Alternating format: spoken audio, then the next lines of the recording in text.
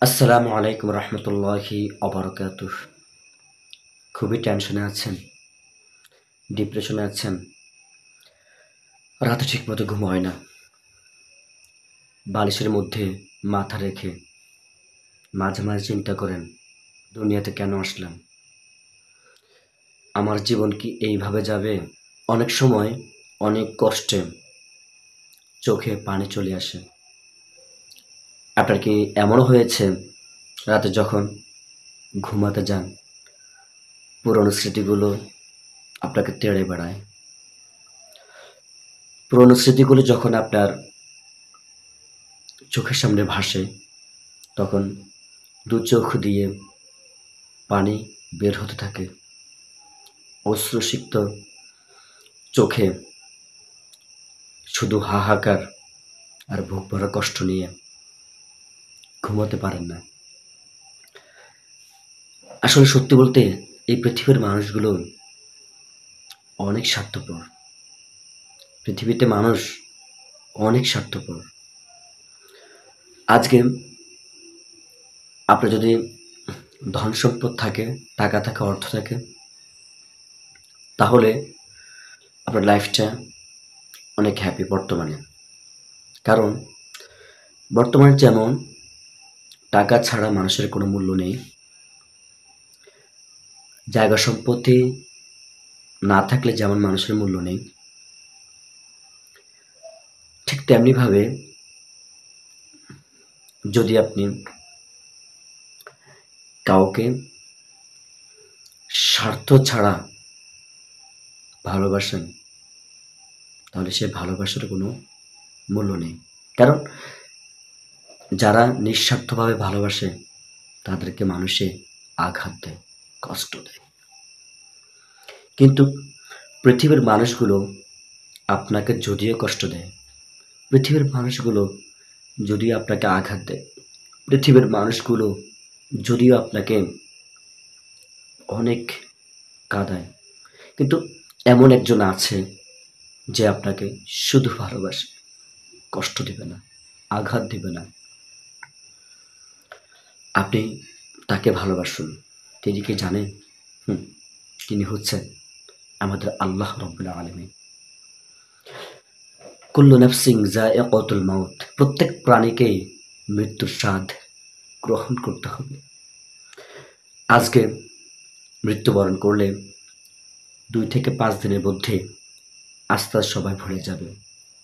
যে মা ১০ মাস ১০ দিন আপনাকে পেটে ধারণ করেছে, যে বাবা মাথার ঘাম পায়ে ফেলে আপনাকে খাইয়েছে, আপনি যদি কষ্ট করেছে, যে বোন ভাইয়া ভাইয়া না বলে ঘুমাতে পারে না, যে ছোট ভাইটি আপনাকে অনেক ভালোবাসে, কিন্তু একসময় আপনার মৃত্যুর পরে আস্তে আস্তে সবাই ভুলে যাবে। শুধু তাই নয়, দুনিয়াতেও যদি আপনি তাদেরকে না খাওয়াতে পারেন, না পড়াতে পারেন, আপনার আরো ভাই আছে, অনেক সময় দেখা যায় ভাইয়েরাও ভাইকে চেনে না, বোনেরাও ভাইকে চেনে না, ভাই বোনকে চেনে না। অনেক সময় মা-বাবা পর্যন্ত সন্তানের সাথে বেইমানি করে। এজন্য পৃথিবীতে একমাত্র একজনই আছে, তিনি হলো আমাদের আল্লাহ রাব্বুল আলামিন। উনি আমাদের খুবই ভালোবাসেন। তাই যারা আল্লাহকে ভালোবাসে, যারা আল্লাহর হুকুম আহকাম মানে, রাসূলের সুন্নত তরিকা মতো জীবনটাকে পরিচালনা করে, মৃত্যুর পরেই তাদের জন্য শান্তির ব্যবস্থা, জান্নাতের ব্যবস্থা, সুখের ব্যবস্থা। এজন্য দুনিয়াতে উম বেশি কাউকে ভালোবাসতে নেই, বেশি কাউকে গুরুত্ব দিতে নেই। আপনার কথার যদি গুরুত্ব কেউ না দেয়, তখন আপনি তার সাথে কথা বলা কমিয়ে দিন। আপনি আসাতে যদি সে বিরক্ত বোধ করে, আপনি তার সাথে দেখা করা কমিয়ে দিন। আপনার শরণাপন্ন হলে সে যদি বিরক্ত বোধ করে, তাহলে আপনি এড়িয়ে চলুন।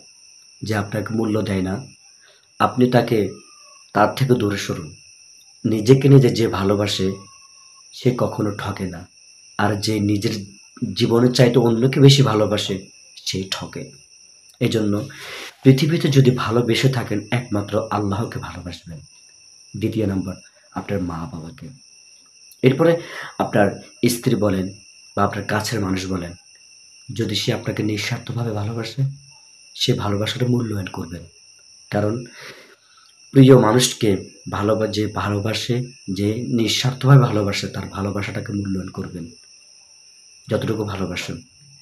এজন্য বেশি আবেগ দেখাতে নেই।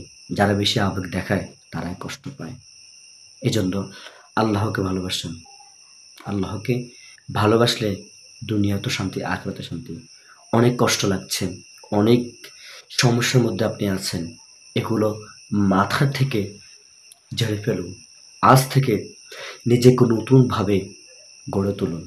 আজ থেকে প্রতিজ্ঞা করুন, আমার কোনো সমস্যা নেই, আমার কোনো কষ্ট নেই, কোনো বেদনা নেই, কোনো দুঃখ নেই। আমি এখন অনেক হ্যাপি, আমি অনেক সুখী। এই কথা বলে মাথার মাইন্ডে নিয়ে আসুন। দেখবেন আপনি অনেক সুখী, অনেক হ্যাপি। ভালো না লাগলে মাঝে মাঝে ঘুরতে যান, পৃথিবীটাকে দেখুন। পৃথিবীর সবুজ শ্যামল এই পৃথিবীটাকে দেখুন। আল্লাহ আমাদের এই পৃথিবীটাকে অনেক সুন্দর করে বানিয়েছেন। এই পৃথিবীটাকে উপভোগ করুন, 5 ওয়াক্ত নামাজ পড়ুন, আল্লাহর হুকুম আহকাম মেনে চলুন এবং বেশি বেশি করে জিকির করুন, আল্লাহকে ভালোবাসুন। দেখবেন দুনিয়াতে শান্তি, আখিরাতে শান্তি। কষ্ট পেয়ে লাভ নেই। এজন্য নিজের জীবনটাকে ভালোবাসতে শিখুন।